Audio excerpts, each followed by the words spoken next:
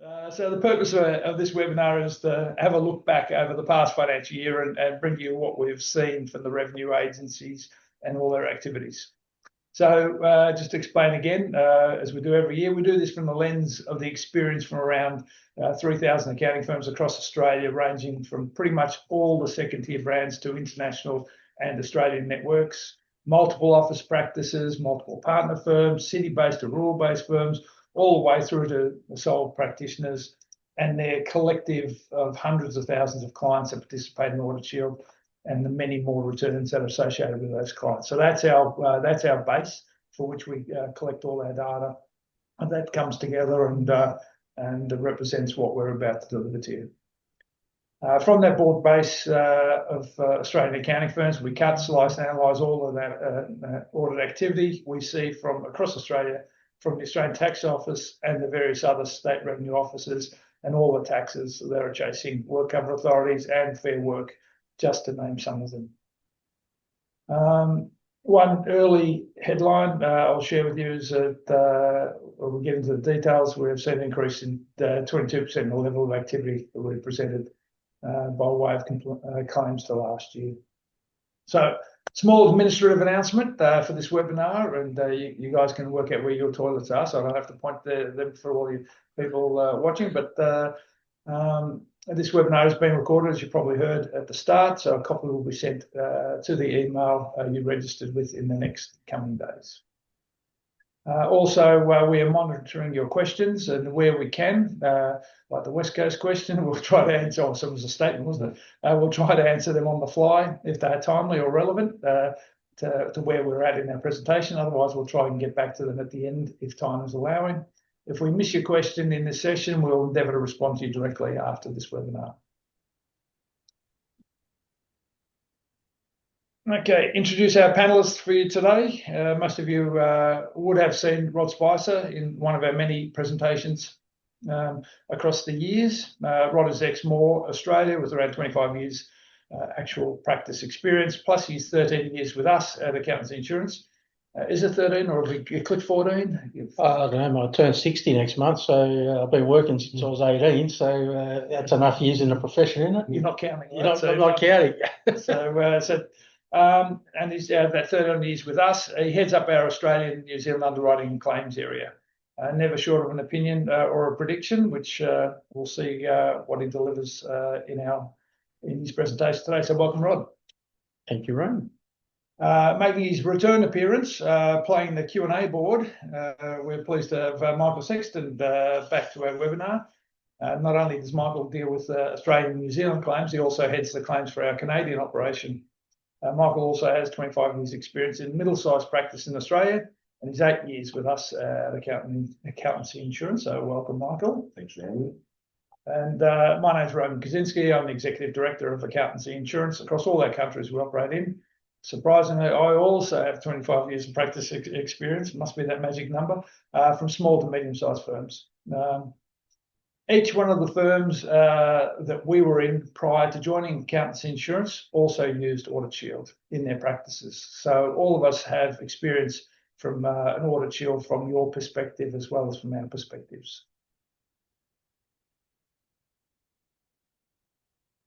Okay, so let's now jump into what we saw last year. So I'm going to hand over to Rod to go through what is becoming hopefully something familiar to people. It's our little wagon wheel of claims activity.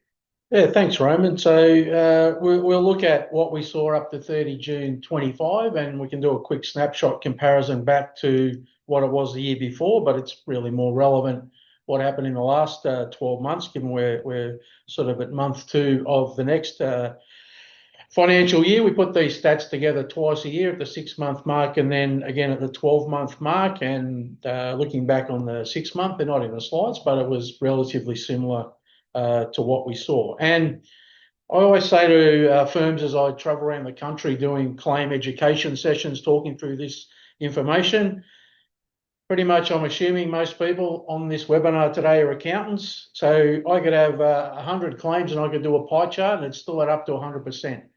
I can guarantee you it is not 100 claims that we had during the year. Without being commercial in confidence, let's say Raymond said there's 3,000 firms, increased 22%. Let's just talk in the thousands, not the hundreds or the tens or the 20s. So we pay out a lot of money. I've been quoted as saying roughly about $1 million a month, thereabouts, give or take. So it's pretty big dollars, and there are a lot of claims. So what are we seeing? And we'll get into the top 5 shortly, but we break the pie down based on the categories that we put together over the years. When the accountants lodge their claims on our online portal, they tell us what category it is, unless we can say it's completely wrong. We can see that, then we pretty much accept it. So you can see the bigger pies versus some of the real smaller ones that maybe don't have a lot of activity during the year, and some combined type activities. So we'll jump into what is the top 5 categories, or Roman, what do you got there? Okay, or you were going to say something about that? Yeah, just before we move into the specific top 5s, just looking at this pie chart, sort of I'm trying to look at it from a different perspective as well, or just one of those cut and dices if we do. So so I like to look at it from a perspective of saying, okay, what are as a percentage of what we see out there, how much of this is just income tax return type audits? How much of it's state-based audits? And then also, what about those other ATOs? So excess, super, BAS, SMSF audits, employer obligations, which is like call it other ATO audits that they do. And so what we've seen across this year is the income tax return portion of that pie, if you like, which is data matching, CGT, full general combined, foreign source, pre-assessments, rental properties, work-related expenses, high wealth, all directly related to income tax returns. So that's grown as a percentage of that pie now. So coming to this year, it's we're just under 50% of all that activity that we see in that pie is relating to income tax return type audits. Now that's gone up a bit. Last year, when I did the analysis, it was around that 42, 43% mark. So that's now getting under 49% at the minute. So that's an increase in that activity that's happening in that income tax return space. If you look at state-based audits, the state-based audits also represent a bigger portion of that pie. So they were running at 20% of the value inside that pie last year. Now they're running at just under 25% inside that pie, which, for the people who are mathematicians in this world, that means that third section that I break things down to, which is all those other types of audits, excess super, BASs, SMS audits that I mentioned before, employer obligation audits, well, they've actually come down a fair bit as a representation in that pie, and they've come down a reasonable amount. They represented 37% of everything in that pie last year, and they're only making up about 26% of that. So the emphasis, so just generally the shifts moved to income tax returns, and state-based audits are sort of dominating inside that. So that's the sort of breakdown there.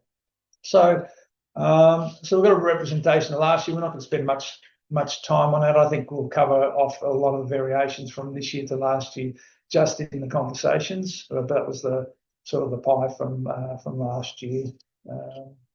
So if we go through to let's sort of hit the top 5, and let's go into some details as to where they all are. And didn't bring my drum kit, so there's going to be no drum roll for you, right? So let's go to number 1. Okay, good old payroll tax. Now we're sitting in Victoria, and I'm sure there's a lot of people on this presentation that could also be in Victoria.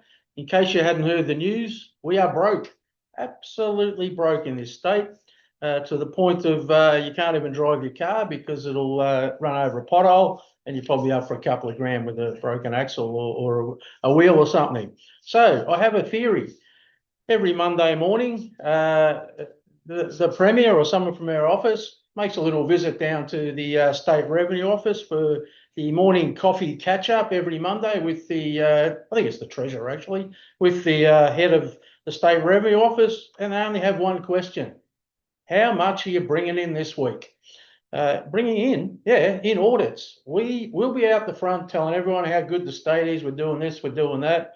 But you are going to audit the proverbials out of every employer you can find and bring in money. So payroll tax is the state's biggest revenue, plus stamp duty, I'm sure. So surprise, surprise, 40% of our audits were coming from Victoria, gone up 8, let's call it 10, nearly 9%, might as well round it up to 10%.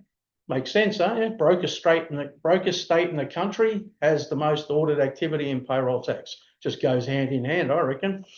WA dropped a bit, the richest state. There you go, funny about that. New South Wales, Queensland down. But the point is, every state is active in payroll tax audits. Year in, year out, it just continues to be one of our largest audit categories.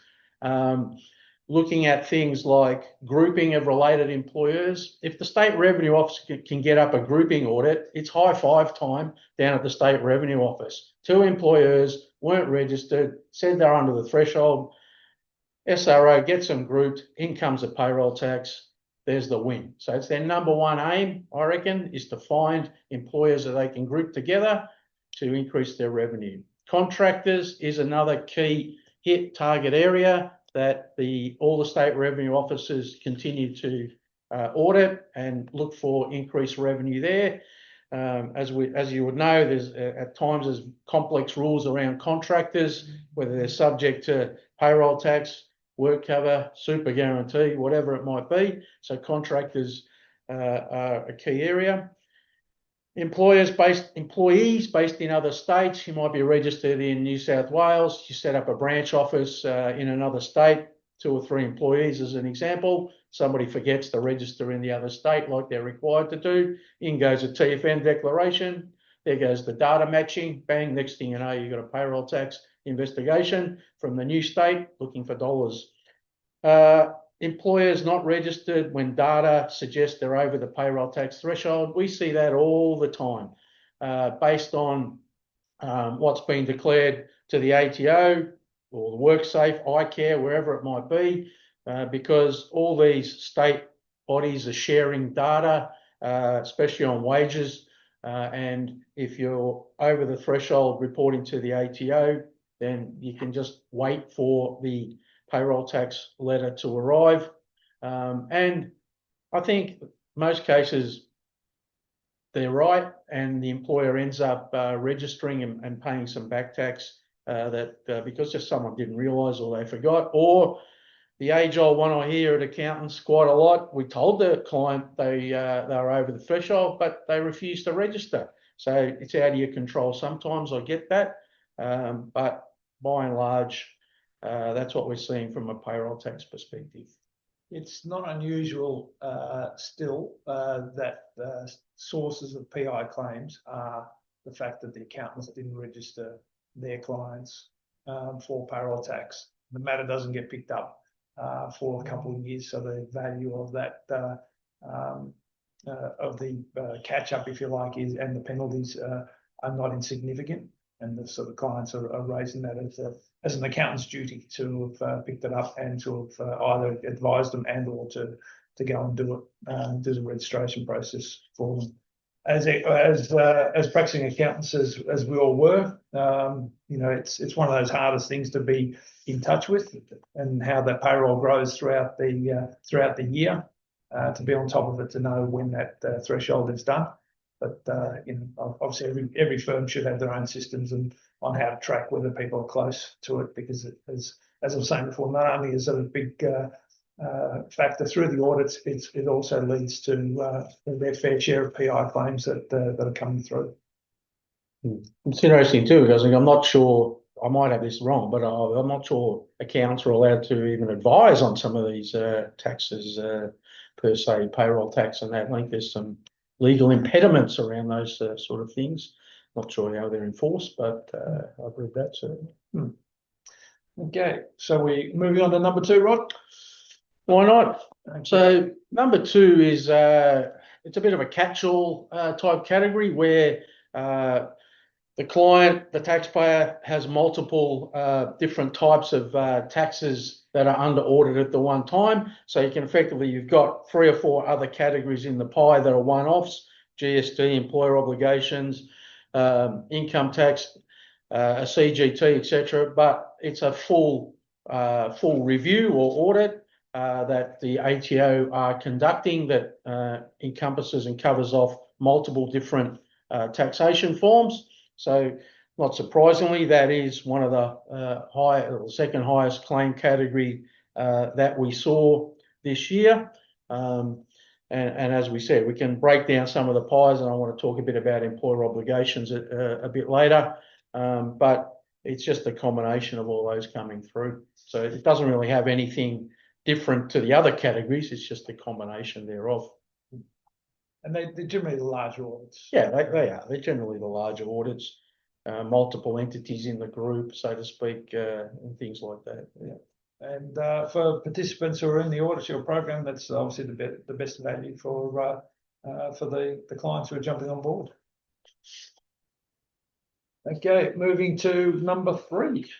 Yeah, so GST, I think ever since I've been looking at these pie charts on an annual basis, Roman, you might correct me if I'm wrong, but I think GST's been pretty much in the top 5 year in, year out for many, many years.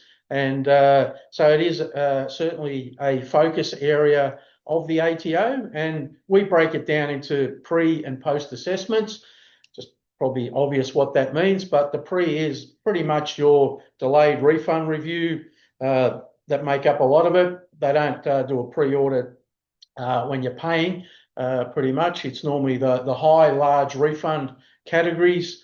Examples, buy a commercial property, big bit of equipment, etc., where the pattern of GST being refundable is much larger, or they've always been payable and there's a big refund. So they don't always, this isn't about the value of the claims, this is about the frequency and number of the claims. A lot of those get dealt with reasonably simply and easily, but again, a lot can go out and take more time.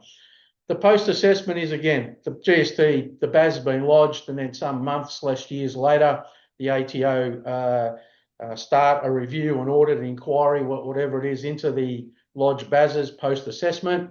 A lot of it can be in property and construction, that type of thing, or where there's mismatches. One of the classic mismatches is where the income that's been declared in the income tax return, call it sales, doesn't look anywhere near like what the BASs that were lodged.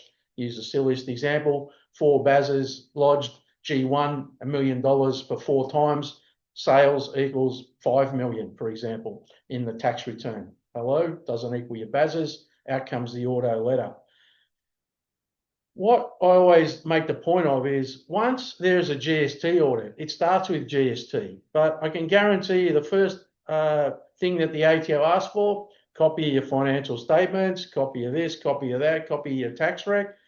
Once they've got the financial statements, it's then, let's go down the P&L and see what else we can find. Oh, entertainment, car, motor vehicle. Well, can't see any FBT registration. Is that a debit loan I can see there? I think you get the picture. So things then, and then it ends up in the full tax, full general combined by the end of what was the GST post-assessment at the start, can then escalate, expand, increase in scope to at times a much larger audit we see reasonably often. Okay. Working our way through.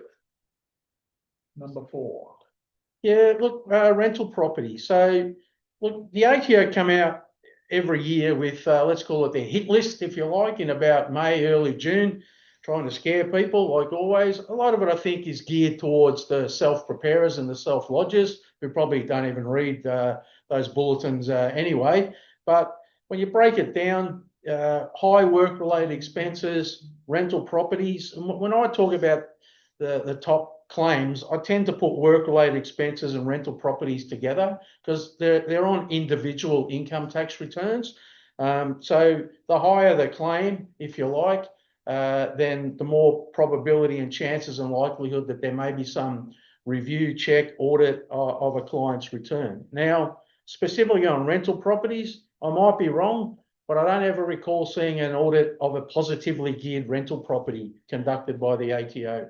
they're all negatively geared rental property audits, which is very common in Australia, as we know, although becoming less common with land tax imposts in a number of states, again, Victoria, but anyway. But what do we see when we see the claims come through? Not that we read every letter from A to Z as to what they're auditing at the start, but things certainly around repairs and maintenance versus capital. I mean, I saw an article, and I'm going to sprout one of our clients who has Audit Shield won a big case last week, $140,000 rent, repairs and maintenance deduction that he got up, but it was all in the Accountants Daily and the other bulletins that are out there. So the ATO clearly would audit someone trying to claim 140 grand repairs and maintenance. That would be a no-brainer. Low rent availability for rent, things like that. And I keep hearing from various sources sitting on committees and things like that, working groups, that the ATO have a bit of a bee in their bonnet about interest deductions around blended loans, where people are using, drawing down extra money for personal use, and maybe the adjustment for interest isn't how it should be. And a lot of accountants tell me, look, we just get the annual interest statement. We don't get all the statements for the 12 months that might show that Rod took out $5 grand to go on a holiday. And the interest, with the interest rates fluctuating and all that, the accountant doesn't sit there calculating whether the interest, just pick up the number, or the client just sends in a spreadsheet. Does that still happen? I think it does, et cetera, et cetera. So the ATO, again, that's one of their key focus areas is on interest deductions. You'd think that'd be the thing you couldn't get wrong, but there's certainly some activity around that. They're the main things that they're looking at. I think most accountants and their clients can get agents' commission and bank charges and other things like that off the rental property annual statement, council rates, water rates, that sort of thing. They're not the ones that tend to have the adjustments. It's these other sort of areas that they focus in on. Rodney, if I can just ask, that client that you mentioned about that had $140,000 repairs, did their end client have Audit Shield? Well, we don't know the name of the end client, but Rod's powers of deduction thinks they did. So yeah, so the fact that they had Audit Shield, or we believe they had Audit Shield, that case would have had lawyers involved and many other additional costs. So if you as accountants need to engage a third-party specialist, tax lawyer in this situation, we cover those costs, provided you engage those specialists. Obviously, it's covered up to the sum insured for your clients, but it's just something to be aware of, that we understand that at times you need to engage experts. And in that situation, those costs will be covered as well, provided you engage them up to your client's sum insured. Thank you, Michael. Okay. Very good. Now, moving on to our last of our top 5. Yeah, so the other specific, obviously we only have a certain number of categories that we use, and just for the sort of one-offs are a little bit out there, which would have low percentages on their own.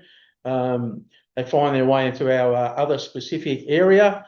Well, obviously, what goes in there, as an example, research, R&D, tax offset claims, non-commercial losses, temporary full expensing, trust distribution compliance, and I'll come back to that in a second, personal services income and professional firm profit allocation type audit matters. I'll probably throw Division 7A in there as well. It might end up there if that's the one-off area that they're looking at. So they're all things that tend to get a bit of press and a bit of news throughout the year. And again, all things that we would cover, linked to income tax matters at the end of the day. I wanted to just touch on this trust distribution compliance, because we've seen a number of audits coming up now, and I keep reading articles and press more and more about it. My view, the ATO are smelling a gold mine in this area. Why would that be? So how many years have I worked here, Roman? As you said, 13 or 14. 13. I remember as a young fella when family trust elections and interposed entity elections all came to being, that we spent hours and hours and hours and days on all that stuff, filling in forms, who should be the test individual, how's this going to work. That's a long time ago now. I don't know how many of those people would still be alive that were the test individual and all that sort of stuff.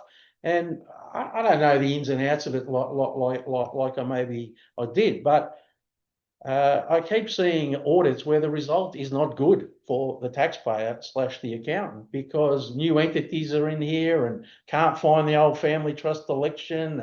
Was an IAE done for this one? Is a test individual? Does it fit the group, etc., etc.? I think it's a risk area that the ATO are going to spend more and more resources on in the next few years. I might be wrong. It's just one of my crazy predictions, but that's my sense based on, you see people writing articles about this stuff, lawyers especially. Maybe they're trying to generate some extra additional revenue, but I think it's an area of watch. Rod, we've had a question from Catherine. How many trust distribution compliance audits have you had? So I know we can't say a specific number, but obviously you're saying that it's been increased, but how many, I can't give you a number, but the fact that I said I've seen more and more in the last 12 months, but I will say I do not see every single claim that ever gets lodged by 3,000 accountants.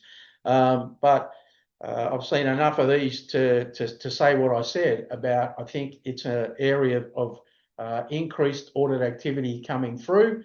And probably more saying, watch this space more than, okay, we had 3 audits last year. I'm not saying we did, but I think it's going to increase. One of the things is that you would have seen from our pie charts, we have specific categories that the claims are linked into.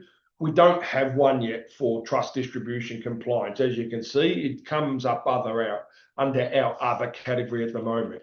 What we do is if we see an extraordinary amount of claims coming through for a particular topic, we will create a claim type for that so we can track that data.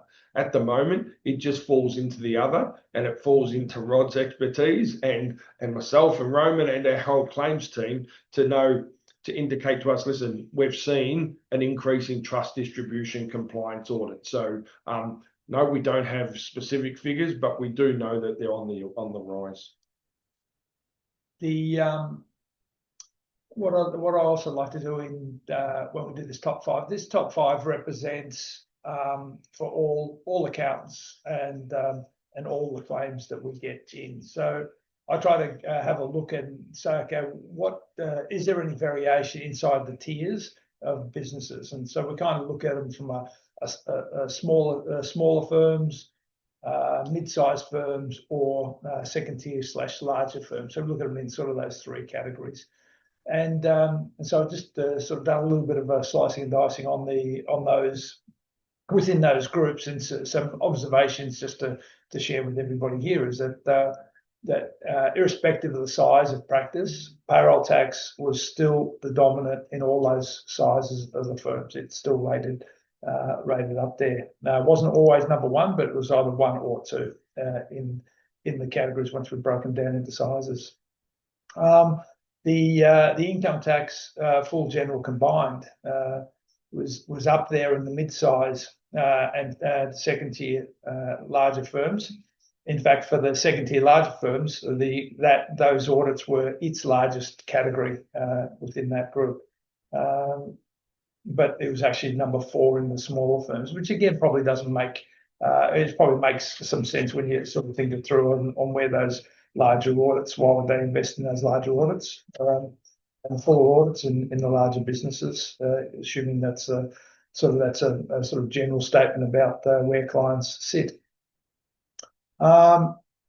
Income, excuse me, work-related expenses dropped away from last year. So we haven't even spoken about it in this year because it's not even in our top 5 this year.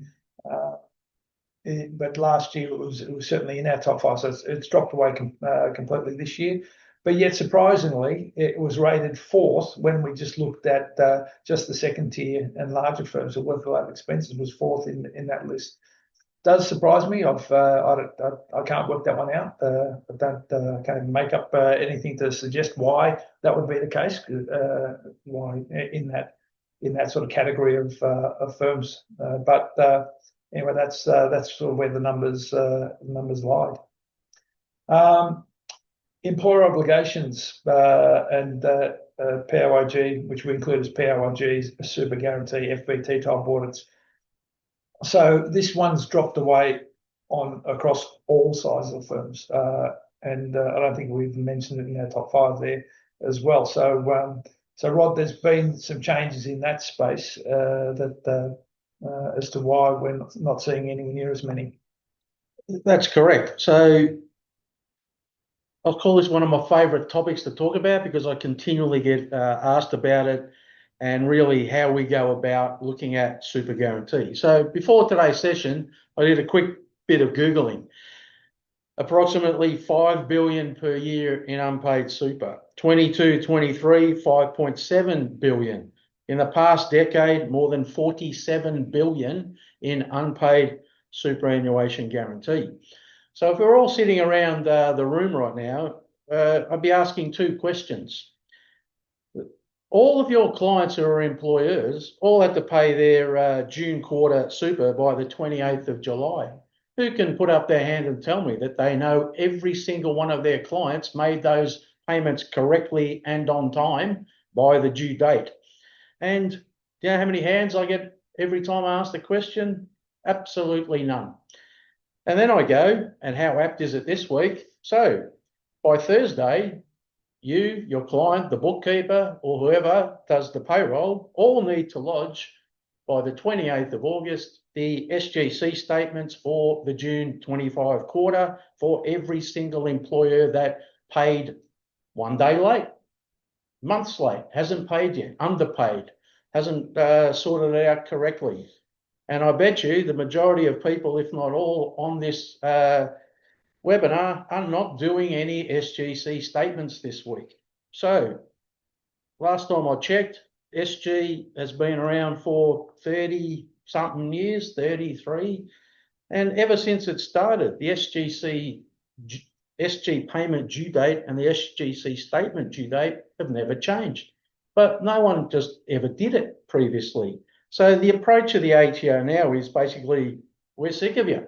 So single touch payroll came in, and that gives the ATO all the power they now need, which is really what it was all about in the first place, to bridge that billions of dollars gap. So instead of now auditing employers, because they already know the ones that haven't paid late, might have underpaid because they can do a quick mathematical calculation. So they're now sending out outstanding compliance letters, basically telling employers you've got 3 weeks, call it a month, to lodge all your outstanding SGC statements, pay your SGC, non-tax deductible. And if you don't do that, we may audit you. So the result of that is most employers panic and get their outstanding compliance work done. And therefore, the ATO tick that one off and go, well, they lodged and paid. We don't need to audit those. So by turning it into a compliance focus rather than an audit focus, because Audit Shield doesn't cover filling in outstanding SGC statements when one of those letters turns up, because it's all just compliance work that should already have been done. Our claim numbers dropped, but the amount being collected, I'm sure, has increased. So it's we still see, yes, we see some audits, and half the time it says, because you didn't respond to the first letter, we're now auditing you. And by the way, you need to still lodge all your outstanding SGC statements that you should have lodged. So that's why it's dropping. Right, just on that. So you've sort of answered the questions here from a attendee's question. With the changes in super legislation, is it your prediction that super will become the top audit area? So as Rod's just said, the actual audit side of things has reduced, but what has increased is the compliance side of things, where the tax office are not auditing in regards to super. They're just saying you have not paid your super, or you have not paid it late based on our records, being STP or whatever other records they have. You've not done that. So please lodge your super guarantee forms. And just lodging those super guarantee forms is not an audit under Audit Shield. What is an audit, though, is if once you've lodged those SG forms, the ATO come back asking questions in regards to those forms, right? Yeah? Then an audit would exist then. Following on from that, Rod, the question is, with that, will audits from Fair Work also start coming through? That is the domino effect. Can I just finish on super guarantee before I answer that? The other thing that is coming in, even though it's not legislated, is payday super. Again, I would think great for employees. Don't get me wrong, you get your money earlier, that's fair enough. But I think they've worked out there's too big a gap. Employers who've got the best part of 3 months, if you like, to pay their super, and all of a sudden it's not there. Let's close that gap as well. Is super linked to Fair Work? I'm not sure that it is 100%. The Fair Work Ombudsman tends to target their audits on industries or regions where there's a perceived underpayment of wages, probably more so than super, to employees. So Audit Shield doesn't cover complaint dispute resolution matters conducted by Fair Work, but we do cover broad-based employer obligation audits. So I'm not sure the ATO and Fair Work share data. They probably do. I can't say I've seen that be the trigger, but I'm not sure it is going to cause some cascading into Fair Work. I don't think that's where they tend to focus. They're more focused on unpaid wages and other entitlements as a first point, because most of the wage orders I see are about paying the wages, not paying the super. Yeah, I tend to agree. The point about I forgot my point, believe it or not. I was waiting to give it. While you're thinking of that, Raymond, so Rod mentioned sometimes the Fair Work audits can start from a complaint from just one employee, right? And in that situation, that sort of matter is not covered. But if it then escalates and Fair Work say, well, if they're doing this to one employee, how about the other 100, right? And then they start looking at a broad audit, a broad review of that firm's total wages, then an audit under Audit Shield, a claim would exist then. Yeah, no.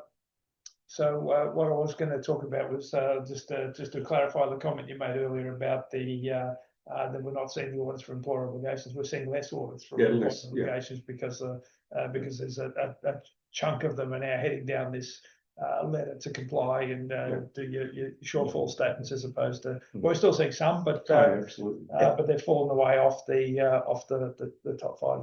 But that's on super guarantee. Also in their PAYG type audits and fringe benefits tax FBT audits are also in there as well. And a lot of those are data matching on cars and things like that in the main. Employers not registered when they own cars and things like that.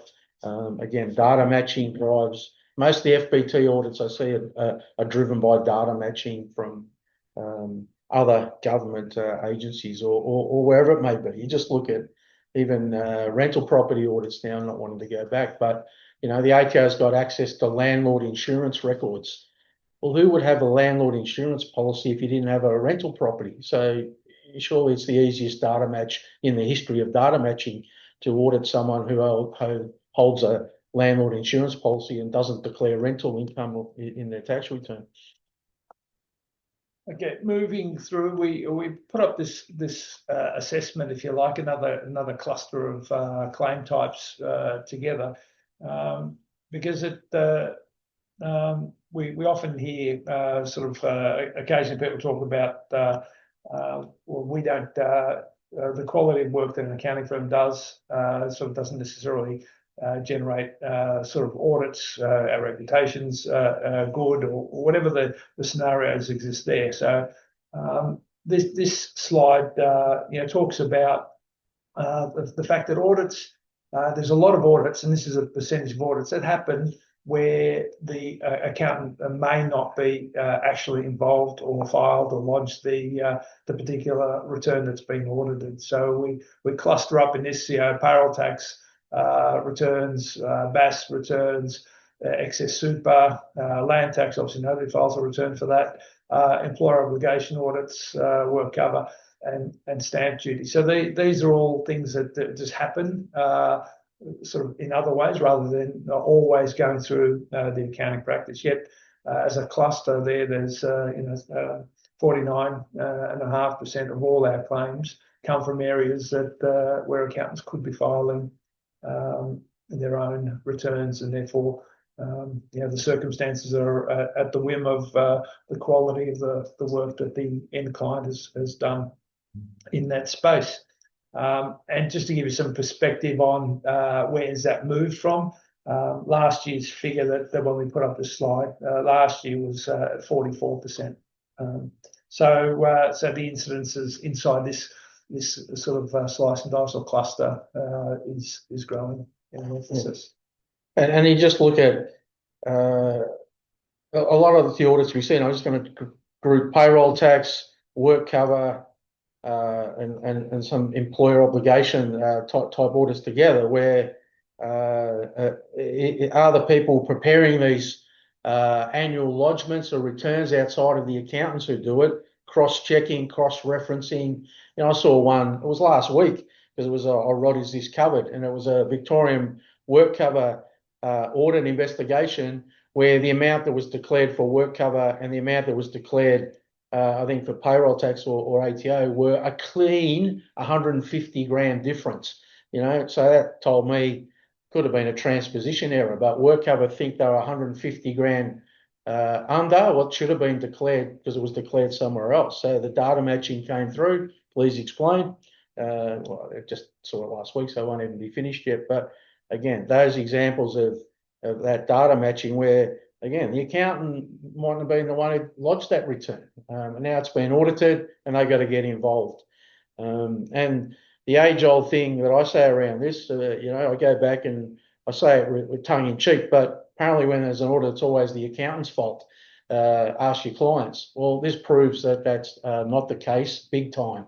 If you're not the one preparing, lodging, and involved in those matters. And you get your clients, and super guarantees are classic, you get that same bunch of, I'll call them A-class clients that turn up in April, May every year and think you can just drop everything and get their stuff done by the 15th of May.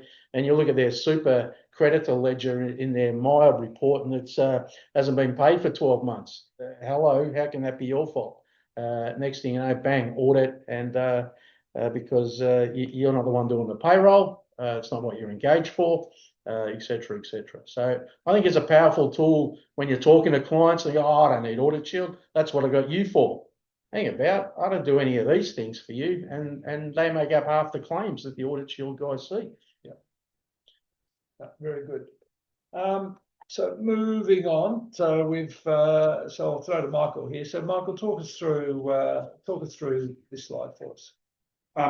So as Rod mentioned earlier, we see thousands and thousands of claims a year, and our blue lines there are over 20 years worth of data right now. So yes, we don't see every claim that the ATO has or any audit that's out there, but we see a hell of a lot. And so we have a substantial amount of data that we've used to create this. And this is just to give you an indication of how long an audit takes. And if we look in the left-hand column, that's the one that stands out, and that's the ATO high wealth, rightio? And there's normally more than one request for information there. We'll often see they provide information, the ATO come back. They ask for more information, you provide it, the ATO come back. Hence why last year it was over 500 days it took for an audit to be completed, a high wealth audit. There's a couple down the right-hand side that have basically they've sort of got one-offs there last year, not exactly sure. It looks a bit out of the ordinary, so for stamp duty and super fund reviews. But if we go back into the middle of the file here, we can see that the next largest is income tax, and Rod spoke about these full general combined. And the reason why they take a bit longer is because they're not just looking at income tax or GST, they're looking at everything, and hence they take a little longer. And at the other end of the spectrum, our BASs, the pre and post. And for your sake and your client's sake, it's good to see that they're not taking anywhere near as long as some of the other matters, because a lot of those are pre-assessment. So your clients are waiting for their refunds. So at least the ATO appear to be processing those refunds within a reasonable amount of time. Normally, it's a phone call. Can you give us the top 5 invoices? You provide it to them and they'll release the refund. So, but the one important factor out of this graph is there's that green line running across, and that's our 90-day interim payment entitlement line. And that's important because every one of these claim types, bar 3, go longer than 90 days. And the reason 90 days is important is because we issue interim payments after 90 days of your audit starting. So we don't expect you to have to carry your WIP for over 500 days, for 250 days. We don't expect you to have to carry that, right? So we will pay you every 90 days an interim payment, up to 80% of your sum insured, your client's sum insured. So it's effectively, each 90 days, you can provide us with an invoice. You don't have to. Have some clients that prefer just to wait until the matter's finally settled to get the final payment. But we don't expect you to have to carry that WIP for more than 90 days. So hence you can see there, it's good that we have that interim payments in place so that these claims, the majority of them take more than 90 days, you'll be paid without having to wait for the matter to be finalised. And I'll even add to that, Michael, some more good news. You mentioned we'll pay up to 80%. That was under our old policy version. Our current one, that pretty much everyone is just about on by now.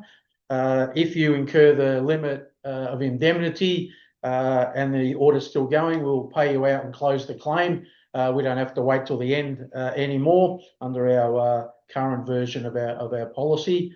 So that's a plus for some of these larger, longer ones. So like to use the high wealth one in our latest policy version. If that went 500 days, but the first, say it was, I'll make up a limit, $30,000 limit. If that was racked up in the first phase, then we would just pay it, close the claim, we're out of there. We don't have to see where it all ends up. So that's a positive change that we put in place in this new calendar year, if you like. Okay. Moving on. So part of both of your jobs here, Michael and Rod, is to get out and about and talk to accounting firms about what they may be missing in possible claims. So run us through these. Yeah, look, I still talk to a lot of accountants who go, "Oh, that wasn't an audit, Rod." I said, "Well, what was it?" "Oh, it was like a review. It didn't go to audit." So, "Oh, geez, hang about. Let's go back to the whole day one of Audit Shield." So we have a very wide definition of what an audit is under the policy: review, inquiry, examination, investigation, and audit of a lodged return or a financial compliance obligation, super guarantee, for example. It can be a phone call, email, letter, whatever it might be. I think there's a lot of claims that potentially get left on the table because of that initial mindset. "Oh, that was a review, not an audit." I think over time that's less and less, but these type of webinars, etc., give us the opportunity to just reinforce that sort of it's a lot wider. And if you've got any doubt, ask your account manager. "Hey, I got this. Is this covered?" Because then they hit our desk day in, day out, every day. "Is this covered, Rod? Is this covered, Michael?" Etc., etc. Data matching. I mean, I'm going way back to the old interest and dividend omission letters. Not so much I see those letters anymore, but what I see now is the ATO auto-generating changes to people's lodged returns, whether it's income, deductions, rebates, offsets. So the ATO stop a return, they make changes to it because they have reviewed it internally. They issue an assessment with their own position of what they say that number should be. Then that's by definition an audit under Audit Shield. Whether they're right or wrong is not relevant.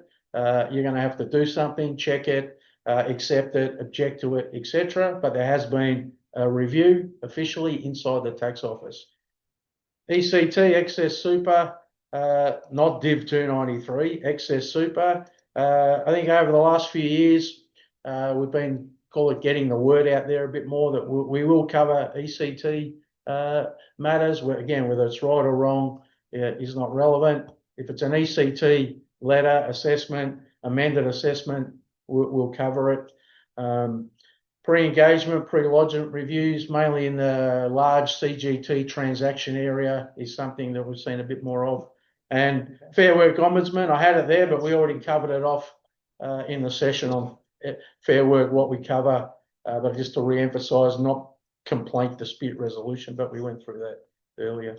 So there are a few little ones that I think might get missed out on. And when people go, oh, right, I can't be bothered, that's not worth lodging a claim, I go, really? How many did you have of those? Oh, we had a few, I suppose. And I go, oh, well, they mightn't run it much, but if you get a few, and if you're lodging objections and things like that to some of these matters, it's not just half an hour. Time adds up. There's no excess for any claims with Audit Shield. There's a allowance under the new policy version of up to $300 in claim admin time for lodging the claim, dealing with the admin side of it. So get a few, they add up. Sometimes I go, look, might add up to half a round or a round of drinks at the Christmas party over the course of the year. Depends how big or small you are. But I'm telling you, because I know, because I did it, all these little things just end up in the great whip purge and get written off at 30 June, Christmas time, whenever. Lost money, never recovered, and it's covered under Audit Shield. Yeah, we'll pay. So if any of our attendees in this webinar want either of you to go out and do an internal presentation about the ins and outs of Audit Shield and what they may be missing out on, please ask your account managers and they'll organise it. The boys love getting on the road and go visiting people. And so so just reach out.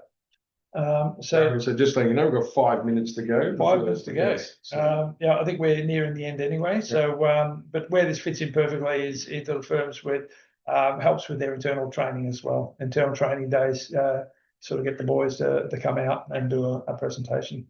Yeah, just like today, an hour of CPD. Me or Michael coming out for a claims education session. That's another hour of CPD. Everyone's looking for that these days. So happy to oblige. It can be on Teams, Zoom, whatever. Or the week before last, I was in Perth for the whole week doing sessions with accountants. I think we did 8 sessions in the 3 or 4 days I was there, which was good. So we'll go anywhere where the need is, basically. There's always the issue I always have when these guys go on the road is finish up coming back with more claims than what they went. So it costs the portfolio claims when you guys go out. But anyway, that's what we're about. So we're about paying claims. Okay, just quickly, Rod, because Michael's been watching the clock and tells us time is funny about that. Yeah. Funny, Michael's a timekeeping. There's a timekeeper for the AFL, by the way. Just that was the internal joke. Anyway, so just tell us what have we seen in the budget? Just so I'm sure most accounts, when the budget comes out, that's about the only thing they read in it, because that's about the only thing I read in it.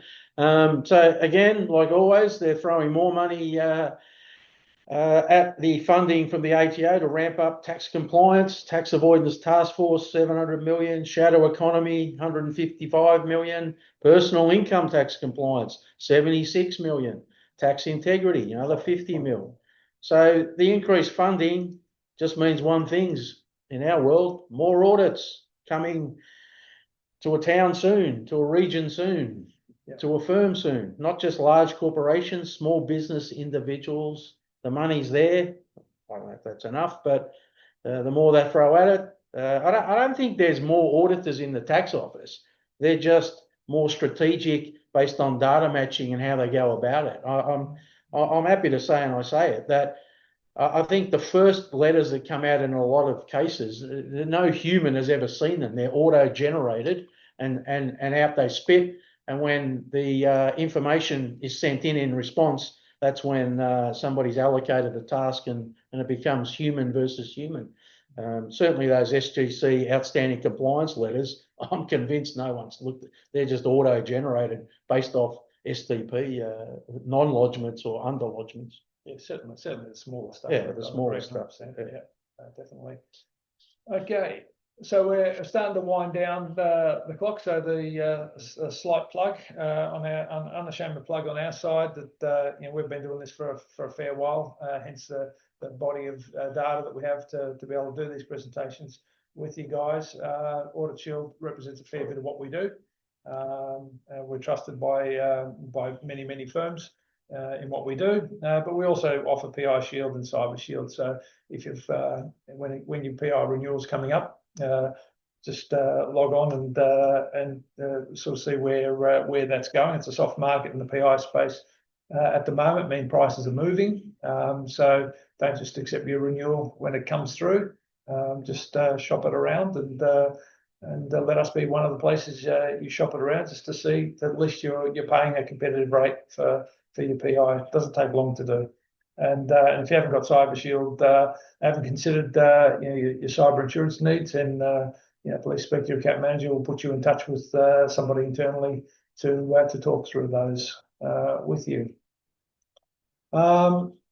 That brings us to the end of our show. We've got some questions. I think we've taken one off privately. There's a couple just come up.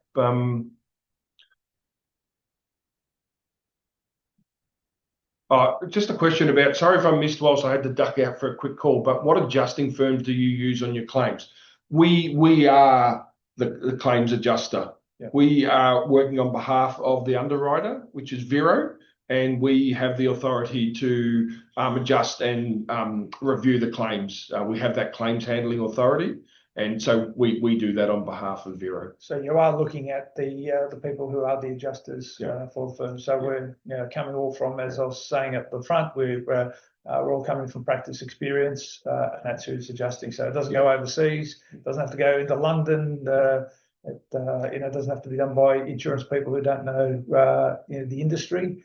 The biggest issue with managing claims in this space, and we talk from experience, is the subjectivity of the claim matters. You can't go replace one BAS audit with another BAS audit and say, well, that's the market value of BAS audits.